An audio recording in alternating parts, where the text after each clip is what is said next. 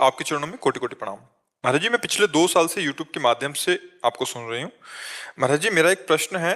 महाराज जी, मुझे वो सीमा समझ नहीं आती कि कहाँ तक माफी देनी चाहिए और कहाँ तक नहीं, क्योंकि हम कभी कभी किसी को भक्ति भाव में माफ करते रहते हैं तो उसका परिणाम। देखो, हम स्त्री शरीर में तो बहुत कम सीमा रखते हैं। साधु हो या पुरुष शरीर हो तो उसमें सीमा रख, इसमें बिल्कुल क्षमा शब्द ना, इसमें क्षमा शब्द नहीं। एक बार कोई अगर गलती करने की कोशिश करे, क्योंकि आपका शरीर स्त्री शरीर है, तो दोबारा हरकत करने का चांस ना दिया जाए। उसे कानून के द्वारा, समाज के द्वारा दंडनीय जो क्रिया, छेड़ना या किसी तरह का, उसे दंड दिया जाए। नहीं, अगर एक बार क्षमा कर दिया तो दूसरी बार, आजकल ऐसे राक्षस हैं कि क्षमा करने का अवसर भी नहीं देंगे। हमारी प्रार्थना समझना, प्रश्न का उत्तर सबके लिए एक जैसा नहीं होता। जैसे एक जैसे बुखार है, 50 लोग बुखार के गए तो एक ही जैसा बुखार थोड़ी होता। बुखार की अलग अलग क्वालिटियां होती हैं, उसके अनुसार उसकी दवा होती है। तो आपके लिए यह है कि प्रथम जो अपराध की चेष्टा करे तो प्रथम में ही उसको क्षमा ना करके दंड विधान के, तो उससे वो शासित हो जाएगा। अगर आपने मुस्कुराकर क्षमा भाव कर दिया कि चलो क्षमा, तो अगली बार अगला चांस तो आपको क्षमा का नहीं देगा सामने वाला, क्योंकि आसुरी प्रवृत्ति से लोग, और आसुरी प्रवृत्ति को दंड विधान के द्वारा ही शासित किया जा सकता है, विनय के द्वारा नहीं। आसुरी प्रवृत्ति का एक ही उपाय है दंड विधान, विनय नहीं। हां, चूक हो गई, गलती हो गई हमसे, अब दोबारा नहीं होगी, तो देखना चाहिए कि ये व्यक्ति गलत नहीं है पर चूक हो रही है, तो भाई जा, आगे से कभी किसी के साथ गलती मत करना, क्षमा किया। लेकिन अगर वो चूक ना करके दंडनीय अपराध की प्रवृत्ति में आगे बढ़ रहा है तो फिर हमें क्षमा नहीं करना चाहिए।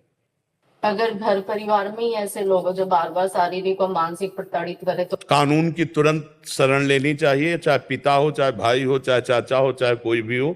ऐसे को दंडनीय अपराध है, दंड देना ही चाहिए। अगर एक बार है तो चल जाता है कि मानो जैसे किसी ने कुचेष्टा कर, बुद्धि भ्रष्ट हो गई, कुचेष्टा की भावना, तो हमें लगता है कि अगर ऐसा कुछ हो कि ज्यादा नहीं, केवल चेष्टा मात्र, तो हम क्षमा करने की मार्ग में, कि शायद बुद्धि भ्रष्ट हो गई, खान पान दूषित हो गया और गलत भाव, तो वो संभाल सकता है अपने आप। लेकिन ऐसा कि पुनरावृत्ति हो रही हो तो फिर वो चूक नहीं है, फिर वो अपराध है। देखो, हम बच्चा तुम्हें बतावे, घर परिवार में या बाहर भी, अब ऐसे जो राक्षस क्रूर स्वभाव के हैं उनकी बात तो अलग है।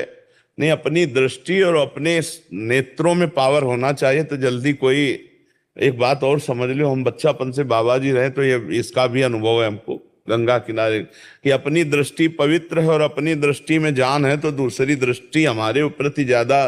और अगर कोई राक्षसी स्वभाव का है तो हमारा कानून है, हमारी समाज है, हमको उसको पेश करना चाहिए, क्योंकि उससे वो भी पवित्र होगा।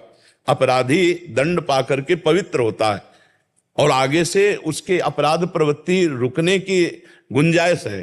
तो हमें लगता है, चाहे पिता हो, चाहे माता हो, चाहे भाई हो, चाहे बहन हो, चाहे कोई भी हो, यदि वो अपराध प्रवृत्ति की तरफ बढ़ रहा है तो मुझे दंड विधान उसको दिलवाना चाहिए, जिससे वो पवित्र हो, उसकी अपराध प्रवृत्ति रुके, अपराध प्रवृत्ति को आगे बढ़ावा ना दिया जाए। सद्भावना सबके प्रति है। लेकिन आजकल बच्चा, ऐसा वातावरण चल रहा है, पति पत्नी को, पत्नी पति को, पुत्र माता पिता को, माता पिता पुत्र को, कहीं भी कोई संबंध सुरक्षित नजर आ रहा है क्या? और अभी तो कलयुग के 5000 वर्ष हुए, 4,32,000 वर्ष है। तो आप तो थोड़ा बालिक भी हो, आप अपनी सुरक्षा कर सकती हो। कहीं इस तरह का बर्ताव हो जो आपके चरित्र को दूषित करने वाला हो, तो हमारे कानून की सहायता लेकर के उनको पवित्र करना है। अपराधी को दंड मिलना, उसके अपराध से निवृत्ति होकर अपराध प्रवृत्ति पर शासन होना है, उनका मंगल हो जाएगा और आप सुरक्षित हो जाओगी।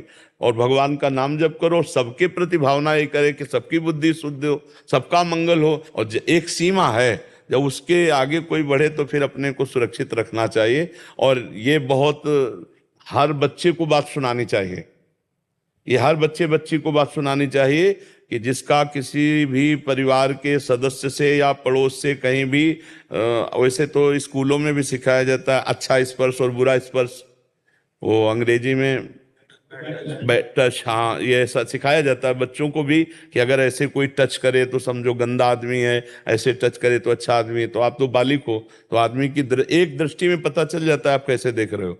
बस देखना और स्पर्श करना और बोलना, ये मतलब पता चल जाता है कि आपका मतलब क्या उद्देश्य है। तो हमको उसी समय सावधान हो जाना चाहिए। अगर पूज्य जन हैं, अपने परिवार के जन हैं, तो खुल करके बोलना चाहिए। क्या है तरीका आपका, ये आपका तरीका क्या है? अगर इस तरीके से आप, तो फिर हमारे भारत सरकार ने व्यवस्था की कानून की, आप जाकर के वो प्रार्थना पत्र दीजिए, रिपोर्ट कहते हैं, हाँ, या हाँ जो भी करते हैं उससे सुरक्षा में आइए। और माताओं बहनों को तो बहुत सावधानी की जरूरत है, विशेष सावधानी की जरूरत है। आजकल राक्षसी वृत्ति का इतना बोलबाला है कि थोड़े से भय में मतलब वो गलत सोच जाते हैं कि अगर मेरी बात ओपन हुई या ऐसा हुआ तो फिर वो मतलब जान पे खेल जाते हैं। लेकिन आप जैसे बच्चा करो, नाम जप करो, आप थोड़ा स्ट्रांग बुद्धि की बनो, मजबूत बुद्धि की बनो, ऐसे फिसड्डी बुद्धि ठीक नहीं है।